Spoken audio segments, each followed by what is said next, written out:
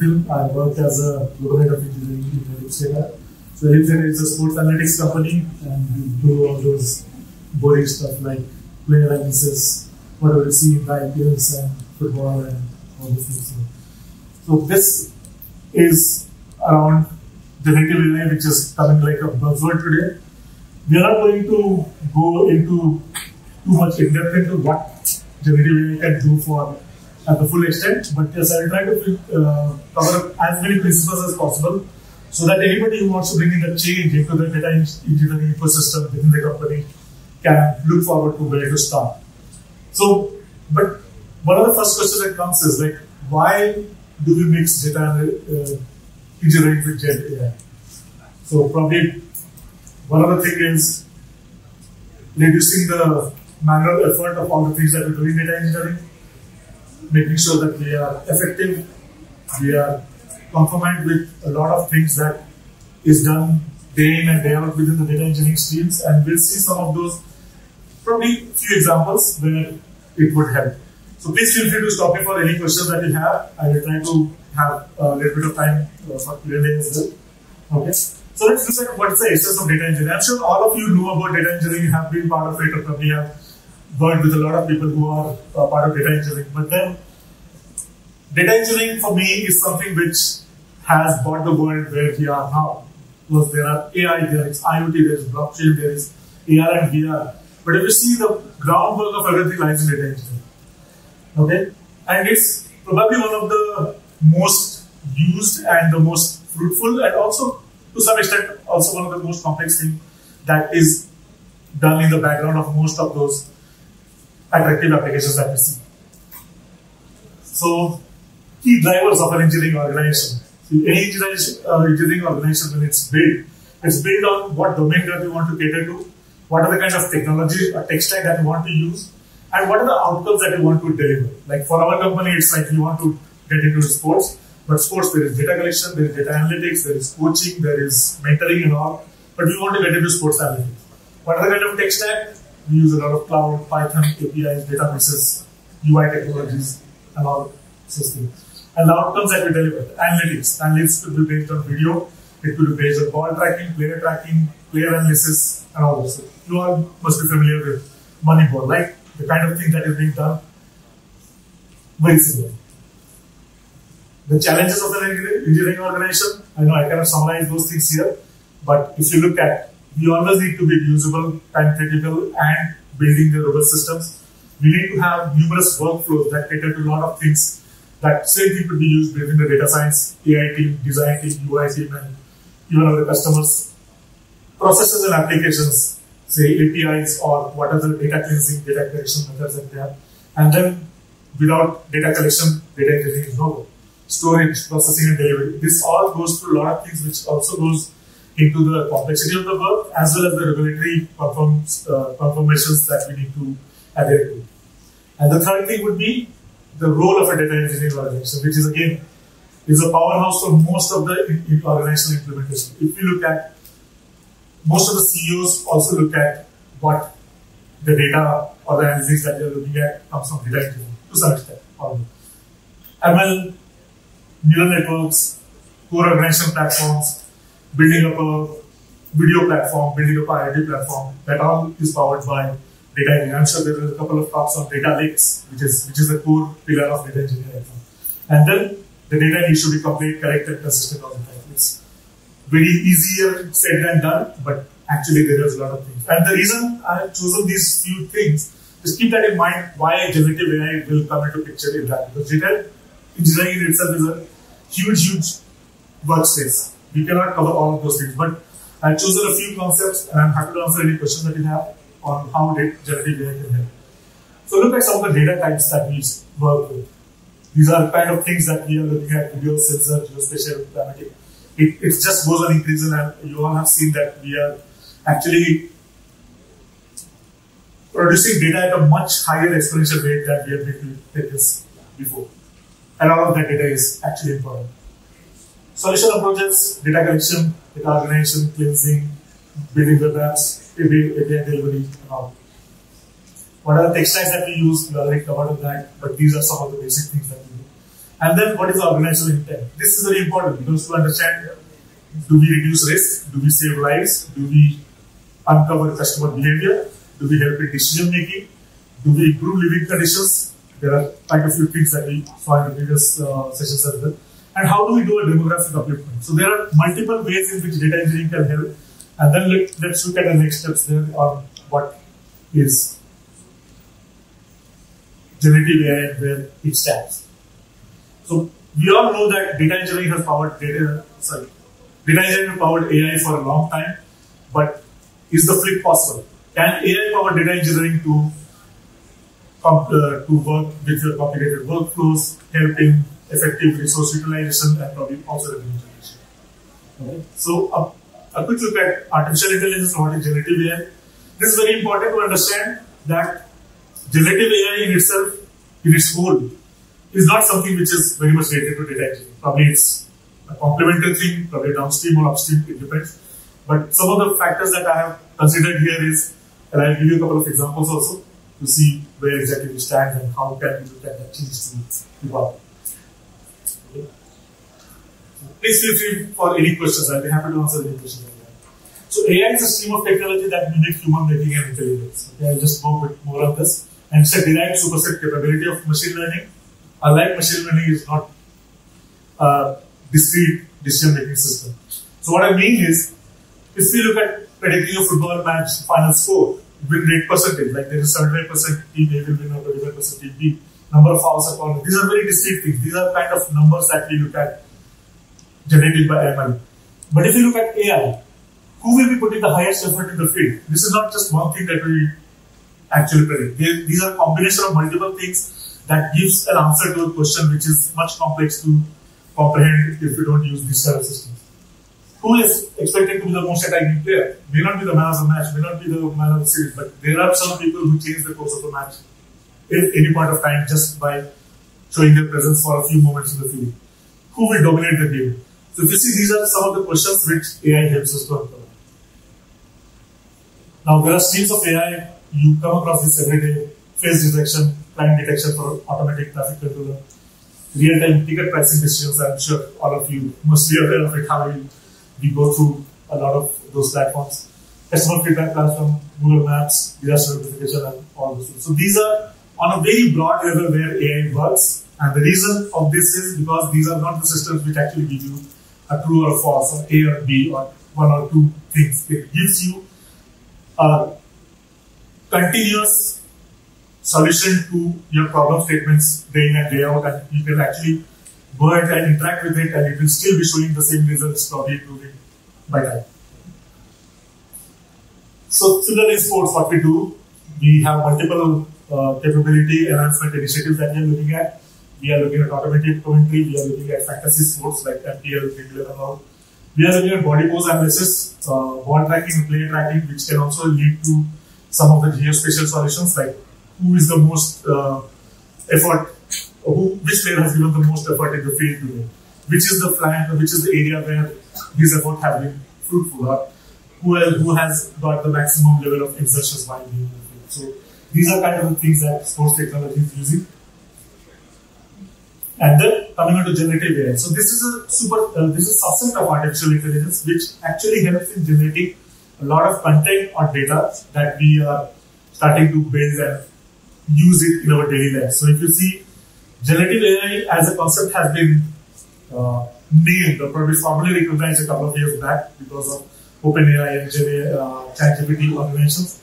But this is something that has always been there. Like, it has been quite a long time when I remember that I could see a suggestion on YouTube, or we see a suggestion on a playlist that probably you would like, or you would see like a song, or probably this is the offer that you would like to avail. So this is what it is. A few of the examples are there. But one of the things that I wanted to tell you here is generative AI primarily, maybe not always, but it always works on a lot of on top of natural language generation, which is a part of NLP, natural language processing, and the large language models. Okay? So these are two of the things where if you see ChatGPT or a lot of how your text content are being created. But there is other part of that as well. Like if you see your Spotify playlist recommendation, your YouTube playlist recommendation, movie recommendation, your ticket prices. These are all not based on that. There are different models that we look at. But again, so Generative relies heavily on three factors. One is content creation, the outcome that is being delivered to you. Pattern learning. What are the ways in which outcomes could be created? How does a system learn to create an outcome? And the third one would be adaptability. Can these systems be trained to give better and better outcomes to you all the time, every time, whenever you interact with that? And this is how GenAI works. So there are three core models which we have, which is generative and a serial network, which is a combination of a neural network plus an input and a validation system. There is variational autoencoders, which actually have a lot of very sublime or probably what I would say, very high level of near perfect text, which is used to train the systems that gives answers or responses to you. And there is transformer models, which actually transform your questions into an answer. ChatGPT is one of the biggest examples of that. Okay? So these are the three things on which it works. Now, probably looking into that, where exactly does these two mix? Is it possible to do a lot of things in data engineering that generative AI can help us with? So we all know that generative AI is something which can generate things, generate content, build up new things, which is quite obvious. There are quite a few things I'm sure people who have the background in data engineering would connect to that this is something that they've been doing and they know. But there are other set of applications, which is automation.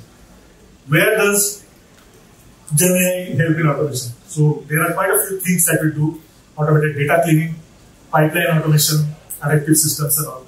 And then there is third one is identification applications. You right now have a lot of challenges with privacy. We have a lot of challenges with error detection, frauds. These are all could be to some level be benefited from generative AI as well. So this is, I know this slide probably could be looking a bit more daunting at first, but these are some of the things which if you go through the details of each of those and look at what it does, what is the kind of input and output of this, and what kind of purposes are solved from this, you will definitely get to know the relationship between why this slide is present here and what are the kind of things that generative AI can help. Okay. And probably this is the most important thing. Not everything is as easy as it looks initially. So one other thing that I would like to tell that some of the things that you would look at when you go into the adopting generative AI into your systems, whether you're at a leadership level or at an engineering level. First thing is identify the change that you would like to bring. Everything starts with a why, right? Just going ahead and adopting AI into your systems probably is not going to be helping you too much, right? Because you don't have that cause, you don't have that outcome to be delivered, you don't have that whole technology landscape that you want to leverage into. So start small, and there are quite a few challenges that you feel with generative AI at a regular basis. One is the complexity. It's a highly complex subject matter because it's quite new.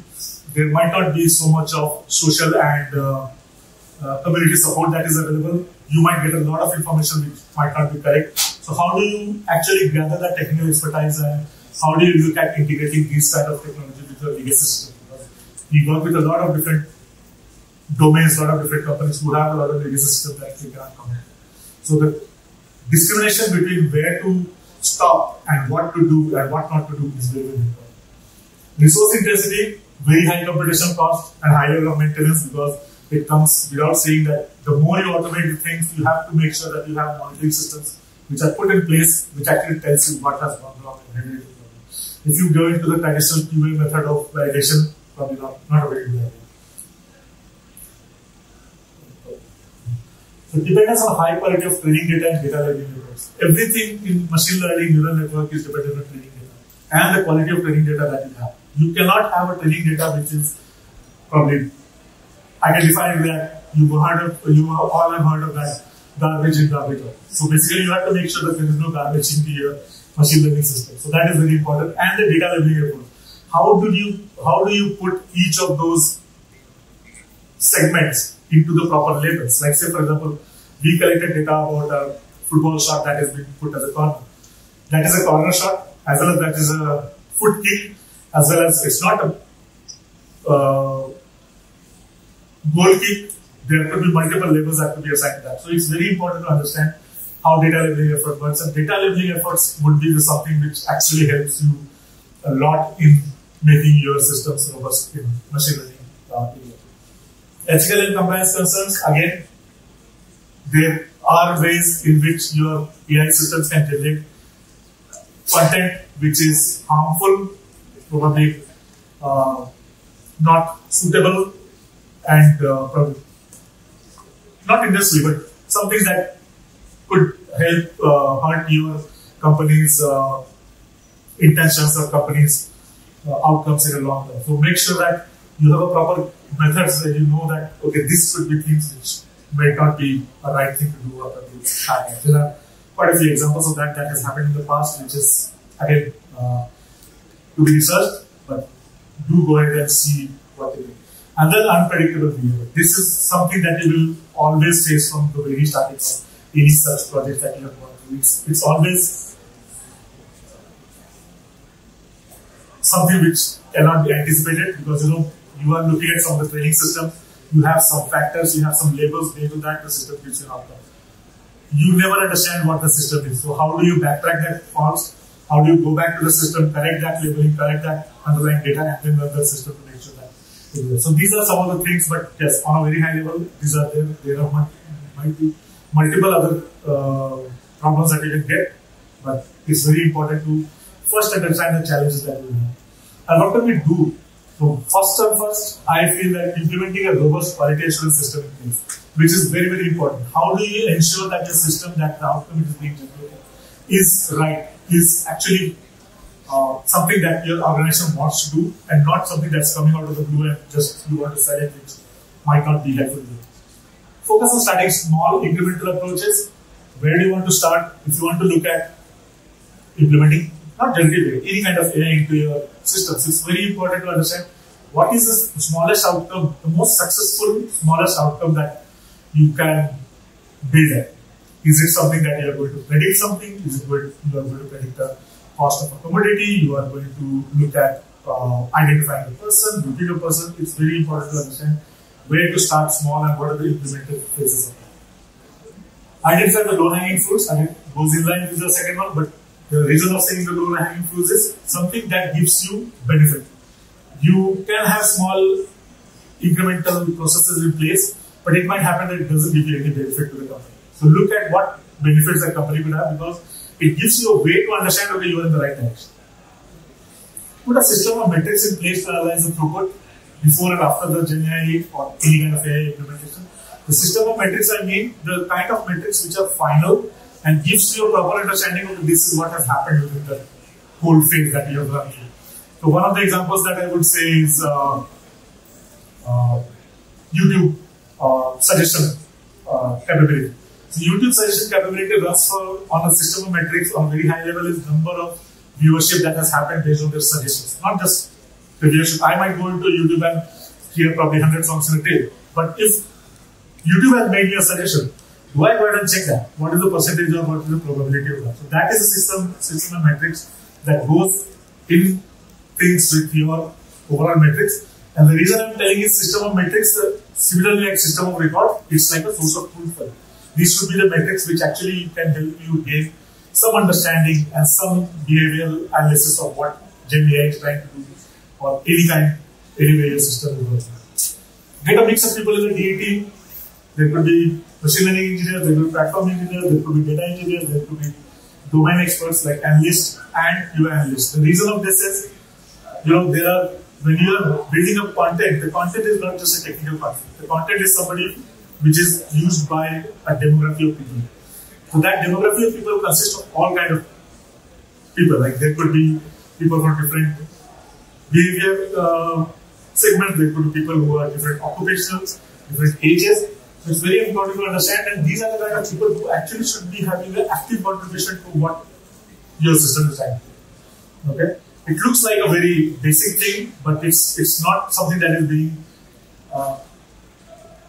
I have not seen it being implemented in some of the very large companies that I've worked with, and this is something that actually happens that, okay, I'm a machine learning engineer, I know everything about what the systems you generate, which is not the correct thing. Okay.